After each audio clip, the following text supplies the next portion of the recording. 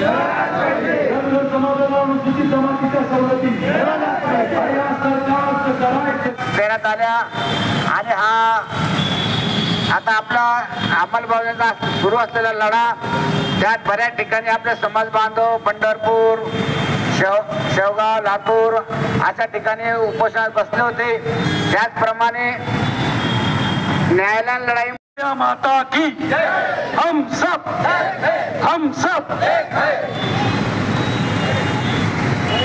येळकोट येळकोट येळकोट येळकोट धनगर समाजाला न्याय, धनगर समाजाला न्याय। धन्यवाद। खर तर मागेच जेव्हा भाजप सरकार आलं होतं तेव्हा म्हटले होते ते पहिल्या कॅबिनेट मध्ये आपल्याला हे देण्यात येईल, परंतु पहिल्या कॅबिनेट मध्ये काही मिळालं नाही, अद्याप सुद्धा मिळालं नाही। आता समाज ज्या प्रमाणात एकत्रित झालेला आहे त्याला आमचा पाठिंबा आहे आणि त्यासाठीच आपण जे पत्र दिलं तुमच्या मागण्या लवकरात लवकर हो, नाही तर आमचं सरकार आल्यावर आम्ही लवकर करून टाकू असं मी सरकारीच्या दृष्टीने आपल्याला सांगू इच्छितो। आणि आपल्याला डॉक्टर साहेबांचा आमच्या पूर्ण याचा पाठिंबा आहे आणि आपल्याला यश मिळेलच अशी अपेक्षा करूया। धन्यवाद। पुन्हा जाग्यावर जशाच तसं बसा सगळेजण, चला सरका मागे, चला या मागे सगळे। महाराष्ट्रातला धनगर समाज घटनेतील तरतुदीनुसार अनुसूचित जमातीत आहे। असं असताना गेल्या अनेक वर्षापासून या समाजाला आपल्या हक्कापासून या राज्यकर्त्यांनी वंचित ठेवलंय। आमचे काही समाज बांधव गेल्या महिनाभरापासून राज्यात अनेक भागामध्ये उपोषणं करतायत, पण त्या घटनेने दिलेलं आरक्षण देण्यासाठी किंवा त्याच्यावर कारवाई करण्यासाठी सरकारला वेळ नाही। जे घटनेत नाही त्यांना देण्यासाठी सरकार महाराष्ट्रभर पळतंय।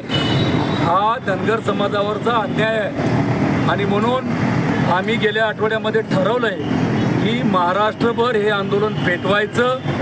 येणाऱ्या निवडणुकीच्या अगोदर हे सरकार धनगर समाजाला वेगवेगळ्या आदिवासीच्या सवलती दिल्याचं गाजर देतंय, आम्हाला चॉकलेट देतंय। आम्ही ह्या गाजराला चॉकलेटाला बोलणार नाही। महाराष्ट्रातला धनगर समाज हे बिलकुल विसरणार नाही। घटनेनं दिलेलं आरक्षण दिलं तर बरं, विधानसभा निवडणुकीच्या अगोदर या आरक्षणाची अंमलबजावणी करावी, अन्यथा या निवडणुकीमध्ये धनगर समाज वेगळी भूमिका घेतल्याशिवाय राहणार नाही। हा इशाराच या आंदोलनातला आम्ही देतो। उपमुख्यमंत्री देवेंद्र फडणवीस यांनी सांगितलं होतं आमचं सरकार आलं तर पहिल्या कॅबिनेटमध्ये धनगर समाजाचं आरक्षण देतो, परंतु देवेंद्रजी फडणवीस साहेबावर तर महाराष्ट्रातल्या धनगर समाजानं प्रचंड विश्वास ठेवला आणि भरभरून मतदान दिलं, पण 5 वर्षे मुख्यमंत्री पदावर बसवलेलं असताना सुद्धा फडणवीस साहेबांनी धनगरांना आरक्षण देण्याचा निर्णय घेतला नाही।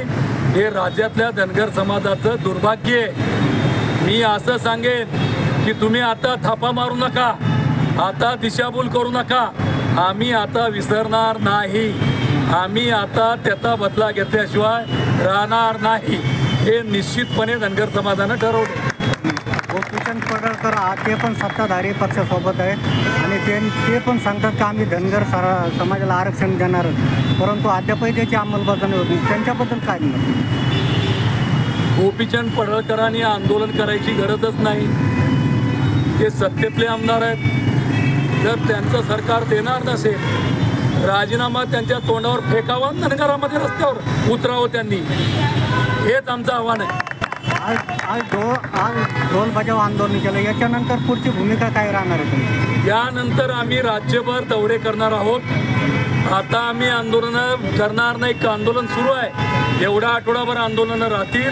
पुढच्या आठवड्यामध्ये आम्ही राज्यातले दौरे करणार आणि राज्यातल्या धनगर समाजाला सांगणार की निवडणुकीच्या अगोदर आरक्षण दिलं तर बरं, अन्यथा आरक्षण नाही तर आमचं मतदान नाही, हे सांगत फिरणार आणि समाजाला जागरूक करणार। उपवर्गीकरणामध्ये तुम्ही बसता अबकडाचा विषय कुठे येतो? घटनेनं आरक्षण दिलंय ते त्या दिल्यावर तुम्हाला काय करायचं ते करा, आधी आमचं आरक्षण द्या।